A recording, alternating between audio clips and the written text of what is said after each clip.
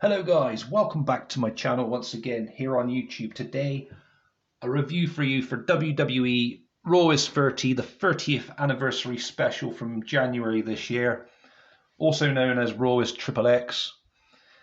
I've decided to review this because a good friend of mine, Eli Johnson, awesome Stinger fan, we have a laugh together. He brought it to my attention to ask, what's the extras on the Raw is 30 disc? Very curious. So it says special feature, the most shocking Raw moment from every year. And I thought to myself, yeah, I wouldn't mind seeing what that was all about as well. So I put it in the DVD player, decided to watch that extra. I didn't watch the show back itself because, I've only just watched that recently in January. And what I've done is I'm going to take some of the notes I wrote in January and just take some of the parts that happened in the show out of them. So if some of them sound out of date, I do apologise. So let's have a look at the DVD itself first. So the cover artwork's there, pretty cool. Classic Raw logo there. We've got Bobby Lashley, Ric Flair, Becky Lynch, Hulk Hogan, American Badass Undertaker, Tribal Chief Roman Reigns, Brock Lesnar, Bianca Belair, Triple H, Shawn Michaels, and Seth freaking Rollins on the front cover. 15 certificate here in the UK, Fremantle media release. A red and white disc. A spine that has Roman Reigns and Becky Lynch on. And obviously the Raw is 30 text. A 3 hour, 11-minute runtime. Various screenshots there. So we have not Bianca Belair. My apologies, guys. We have Becky Lynch there, top left-hand corner. The Bloodline on the left at the bottom there. In the middle, we have Hulk Hogan, and then we have the American Badass on the right-hand side.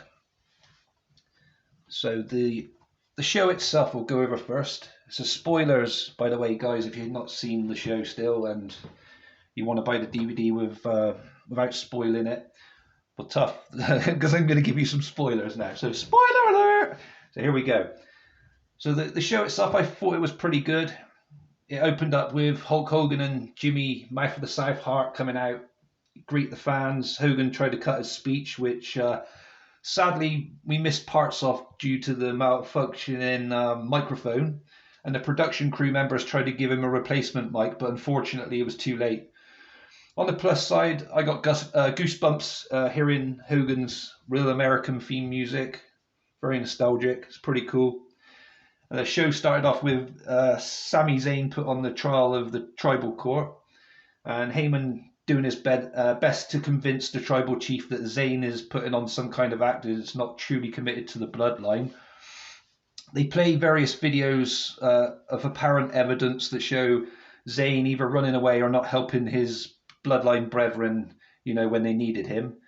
Roman goes to set Sikoa on Zayn, and before Sikoa could strike Zayn, Jey Uso surprisingly makes the save in Zayn's defense and shows Roman the rest of the bloodline videos of Sami Zayn when he's taken the bullet for each member of the bloodline and convinces the tribal chief not to deliver, to deliver a not guilty plea, sorry guys, which is met by a huge crowd pop. I enjoyed this segment. It did tease the idea of a Reigns versus Zayn, match, and eventually we did get that one, obviously at the Elimination Chamber. We had a match with Judgment Day challenging the Usos for the WWE Raw Tag Team Championship. After, I think, Judgment Day won a 5-team gauntlet tag turmoil match or something near the time. Definitely match of the night, that was for me. Both teams delivered well. Damian Priest really stood out a lot to me in this bout because I see him as such a hard worker, and I think this kid's got a big future ahead of him as well, just my personal opinion. And he does have something else in common with me. He shares the same name as me as well. So there's another funny fact for you guys. I never knew that. Yes, Damien. That's my name. That's my real name, not Bunny, just in case you thought my mum was evil and decided to call me Bunny, beat down Bunny. What an evil parent she would have been. But she was an evil bitch. Anyway, moving on. I would say this was a pay-per-view level quality of a match, and yes, it was pretty cool. I got worried halfway through though because Jimmy landed awkwardly on his leg on the outside of the ring, causing the ref to throw up the dreaded X sign. I freaked out thinking, fuck, poor Jimmy, hope he's okay. Adam Pearce came out and was going to get the Usos to forfeit the championship because they couldn't be defended if Jimmy was unable to continue, which, makes sense.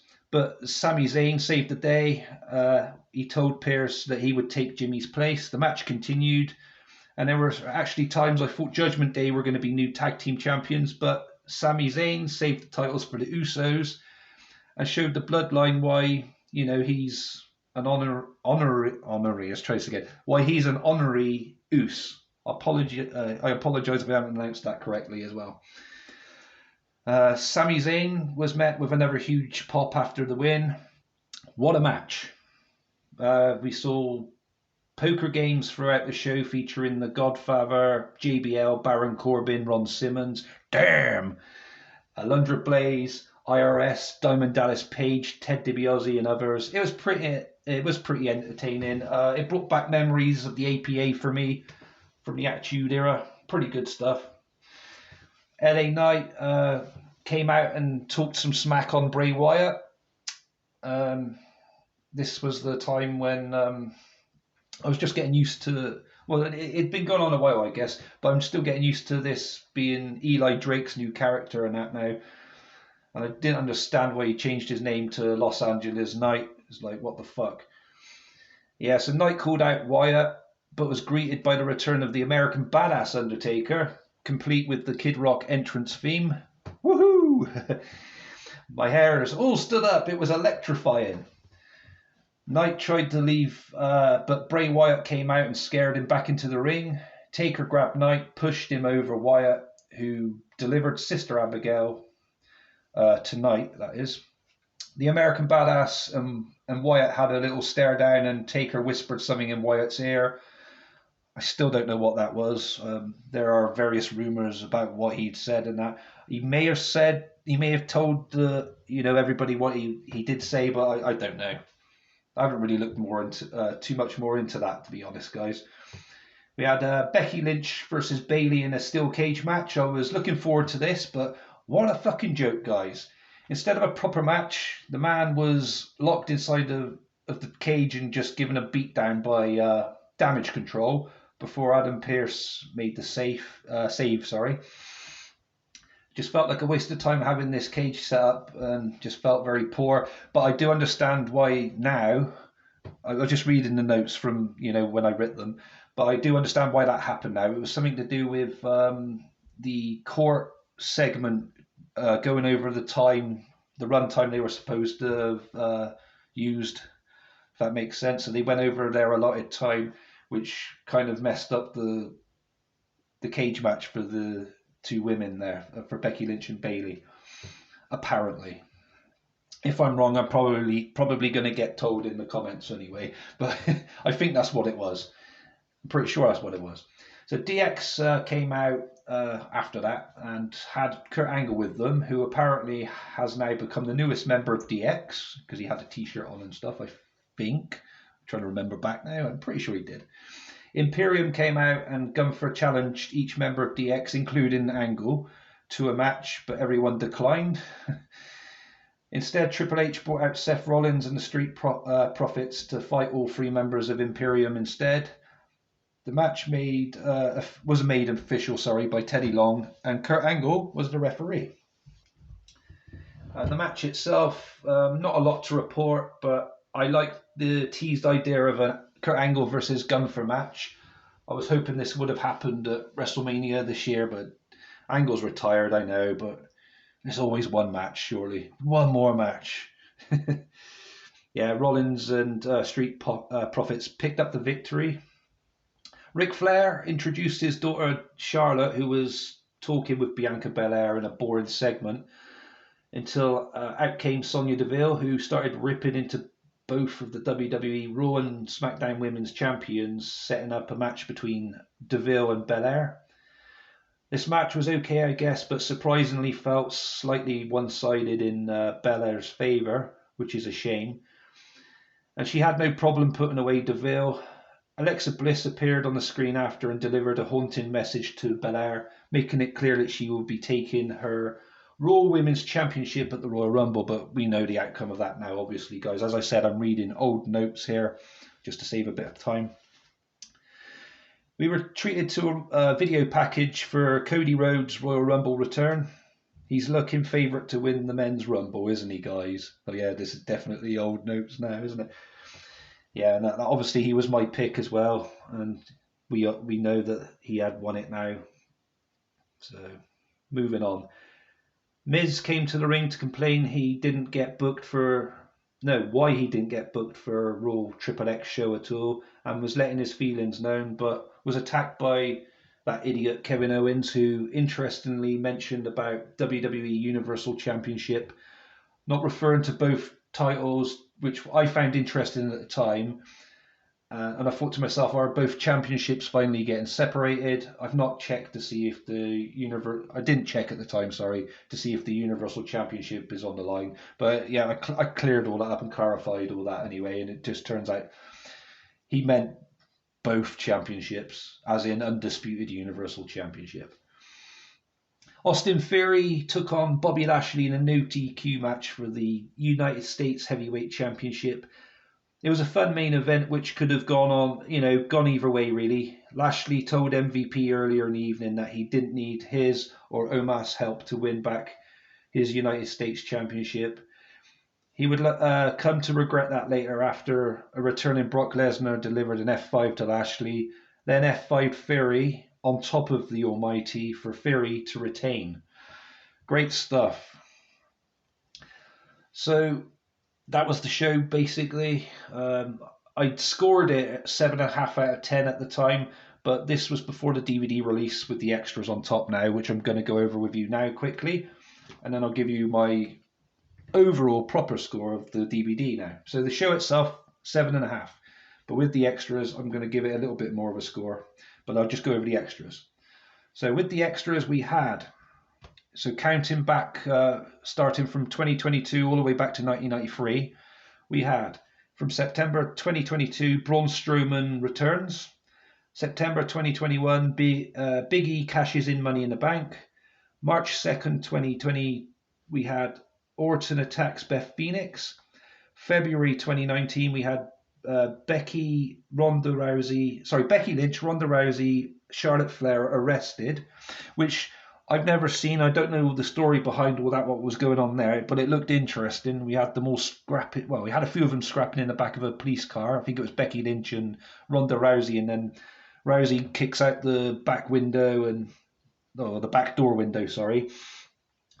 And it just looked really chaotic, and the police couldn't control them, even though they had them in cuffs or they had their hands behind their arms behind their backs restrained. They were still using their legs and just kicking each other, and it just looked chaotic and a lot of fun. I'm going to look into, seeing what that storyline was all about, because I didn't watch WWE, as I've told you guys in the past, around this time. And this was, as I said, February 2019. November 2018, we had SmackDown Women's Locker Room invades Raw. Again, I didn't really know much about that, but my good friend Nathan the Wrestling Guy is covering that year, so I'll probably know more about why that was. But this was strange because I think Becky Lynch broke her nose or something, and the color went to black and white, from color to black and white during this show in this clip. And I thought to myself, yeah, they've done that because they try to keep it as PG because they're not supposed to be bleeding and that. So why did they give this a 15 certificate? Why didn't they just give this a PG certificate if that's the case? If they're trying to keep it PG, it's so confusing. Why keep it black and white if it has a 15 certificate? It really fucking bugs me, things like that. I just don't get it. Why? Put a PG on it, a PG rating, for God's sake. Next up, April 2017, Strowman and Big Show collapse the ring. August 2016, Triple H helps Kevin Owens win the Universal title. December 2015, Roman Reigns wins the WWE title. June 2014, Seth Rollins destroys the Shield. April 2013, Dolph Ziggler cashes in Money in the Bank. April 2012, Lesnar returns to WWE. February 2011, The Rock returns to WWE. November 2010, Miz cashes in Money in the Bank. March 2009, Triple H invades Orton's home, which I need to just elaborate on this one a little bit, guys. I watched that, and I haven't seen that for a very long time as well. And watching that back, I felt it was quite threatening and violent. So I'm going to go back to that issue about the certificate thing again. Yes, 15 certificate deserved for that threatening violence. Triple H smashing down someone's door and invading their home. It was absolutely, chaotic and frightening, I guess, for younger viewers. So that got unedited and left in here on this list. So why the fuck didn't they show Becky Lynch bleeding? Fucking idiots. February 2008, Big Show challenges Floyd Mayweather, which was pretty cool.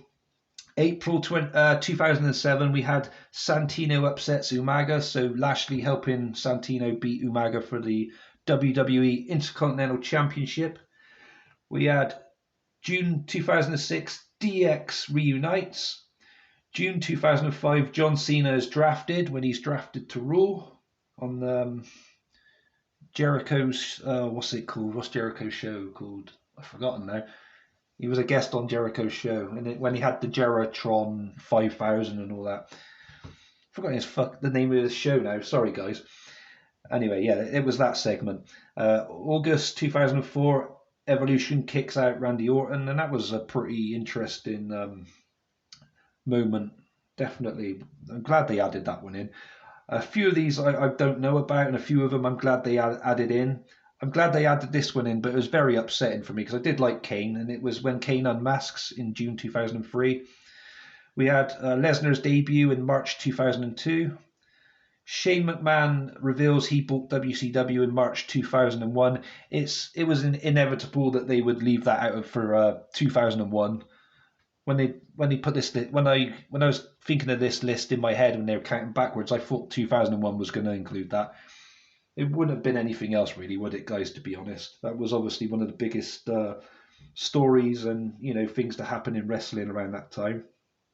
October 2000, Rikishi reveals he ran over Stone Cold, and he did it for The Rock. I did it for you, Rock. Apparently. No, he did, not me. January 1999, we had Foley wins the WWF title. And that's when Tony Schiavone tells everybody on Nitro, don't bother switching over because Foley wins the WWF title or some shit. And then it actually got fans to switch over to see that. January 1998, Stone Cold meets Mike Tyson, and just in case Mike Tyson didn't understand what Stone Cold was saying, Stone Cold kindly gave him some sign language. You know what that is, obviously, guys. Fans of Stone Cold, anyway. 2 middle fingers, in case you didn't know. April 1996, Mankind attacks The Undertaker. August 1995, British Bulldog betrays Diesel. September 1994, Bob Backlund attacks a WWF magazine employee. It's like they were running out of ideas of what to use in 1994 and 1995 because, to be honest, not a lot was going on in those years, was it? Well, I personally don't think it was. May 1993 didn't come to any surprise to me because I would have chose this as well. So 1-2-3 Kid upsets Razor Ramon. But yeah, some good ones on there, and I did enjoy watching this back, watching some of these back because I've, to relive memories from the past rules. But it was good to see some of the ones I didn't even know about, or some that I'd forgotten about, I guess. But yeah, guys, that's the extra content on it, and that was the review for Raw is 30. Let me know in the comments below if you're going to think about getting this. I'd be interested to hear from you guys. I always do. I always try and reply best I can. Did you want anyone to appear on Raw is 30 that wasn't on Raw is 30? Let me know that in the comments below as well. Give me a thumbs up if I deserve one today, guys. And feel free to subscribe, please, by all means. I really appreciate that. I want you all to stay safe, look after yourselves, enjoy life, and I'll see you again soon. Peace.